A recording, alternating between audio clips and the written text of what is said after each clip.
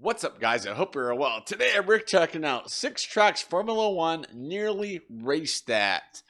Oh, this will get exciting. It's a couple years old, so maybe some of the tracks they actually made it to by now, but we'll see. 6 racetracks F1 nearly went to, but didn't. We've all got so used to seeing calendar changes in this day and age due to the unfortunate global situation that we're in, but this has not always been the case, and usually when an F1 race is scheduled, it goes ahead. Moving dates around and replacing circuits altogether is a complete logistical nightmare, so F1 tries to avoid it at all costs. With a provisional calendar now published for the 2022 F1 season, we can't help but notice one venue that is absent once again. Before the global pandemic changed all our lives, F1 was scheduled to host a race in Hanoi.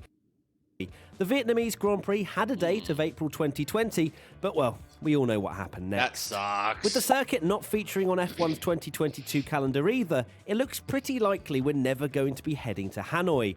However, this isn't the first time a race that was scheduled has mysteriously disappeared. Here are some more racetracks that were signed, sealed, but not delivered. I'm also going to be rating each circuit on my level of disappointment that F1 didn't race there. 0 means I'm absolutely not bothered in the slightest, 10 means I lose sleep at night. Zhuhai International Circuit. The first Chinese Grand Prix took place at the Shanghai International Circuit in 2004, but F1 would have headed to China much earlier if all had gone to plan. The Zhuhai International Circuit opened in 1996 and was supposed to mark the second round of the 1999 F1 season. However, just a few months before the race, the FIA announced that the race had been postponed due to organisational problems. There were several plans to move it later that year and the following season, but nothing ever happened. Looking at the track map, seems like a reasonable circuit, but probably nothing to write home about. 4 out of 10. Ontario Motor Speedway. During the 1960s and 70s, Watkins Glen was F1's permanent stateside fixture. And in 1972, there was a desire to add another race on the West Coast. Ontario Motor Speedway, located in Southern California, not Canada, was going to be that place. It was a state-of-the-art, for the time, copy of Indianapolis with an infield road course section. The circuit held a non-championship event for F1 and F5000 cars in 1971 called the Questor GP. Although the event proved popular, unfortunately the money ran out and the plan for it to host a race of the World Championship was never realised. Circuit looks pretty fun to me. Didn't know it was even a thing until making this video. 6 out of 10. May think about it sometimes from here on in. Port Imperial Street Circuit. A more recent attempt to add another race in the USA came in the early 2010s when Bernie Ecclestone was desperate for a New York street circuit. Although the planned layout was actually in New Jersey, the Manhattan skyline would have made for an impressive backdrop for a circuit near the Hudson River. First streamed up in 2011, the Grand Prix of America was set to appear on the 2013 calendar, but constant dithering on the part of both the organisers and the FIA meant that the race had to be cancelled. Sebastian Vettel said it reminded him of Spa when he drove it. That's a solid 8 out of 10 for me. Might wake up occasionally and think, what if? Rome Street Circuit. In the mid-1980s, plans to bring F1 to the streets of Rome were gathering momentum. When the 1985 Dallas Grand Prix ended up being cancelled, Rome ended up taking its place on the calendar under the guise of the European Grand Prix.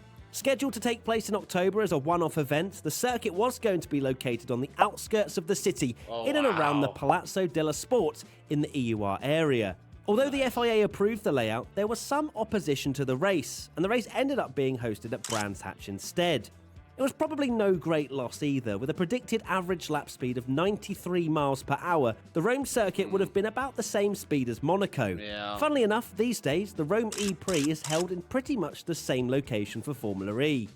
This one has got to be a 2 out of 10. It looks like a mounted machine gun. If it's resembling Monaco in speeds not even averaging over 100 miles per hour, I will probably forget this circuit by the time I've finished voiceovering this video. Autopolis. Built in the late 1980s to a budget of $500 million and billed as a racing resort, Autopolis' wealthy and eccentric owner, Tomonori Tsurumaki, probably butchered that, decided that he wanted his racetrack to host a Grand Prix. He even went so far as to sponsor the Benetton team in the early 1990s as a form of promotion, with the Autopolis logo appearing prominently on the cars. After hosting the last round of the 1991 World Sports Car Championship, an event won by Michael Schumacher, love you Schumi, Autopolis was included on the provisional 1993 calendar. Unfortunately, at around the same time, Suramaki filed for bankruptcy and couldn't afford to host the race, at which point it was replaced on the calendar by Donington Park. The track was also incredibly remote, and the logistics of hosting a series as massive as F1 would have been an absolute nightmare. Yeah. To be fair, the track looks reasonable, and if Schumi won around it, it can never be forgotten in my eyes. It's a 5 out of 10 from me. There you go. As well as those listed above, there was also a failed attempt to get a street circuit at the beach town of Fuengirola, probably butchered that as well, on the Costa del Sol in 1984, and another US race around the New York metropolitan area for the 1983 season. There you have it, some F1 races that we almost had, but they didn't come to fruition. Which track are you most upset that we didn't get to see? Yeah, it's very interesting. I had no idea about any of those tracks. So, yeah, that one in Rome looked, nah. A couple of them I'm like, okay. Like, the one in Ontario, California, that one sounded interesting. But, yeah, with Sonoma right there, which to me is one of my favorite tracks to watch on TV. It's very awesome. So is Watkins Glen. So those both are some of my favorite tracks. But, yeah. Hope you guys enjoyed this video. With that being said, I want to thank you all for watching. Stay safe and don't forget to wash your hands. Bye.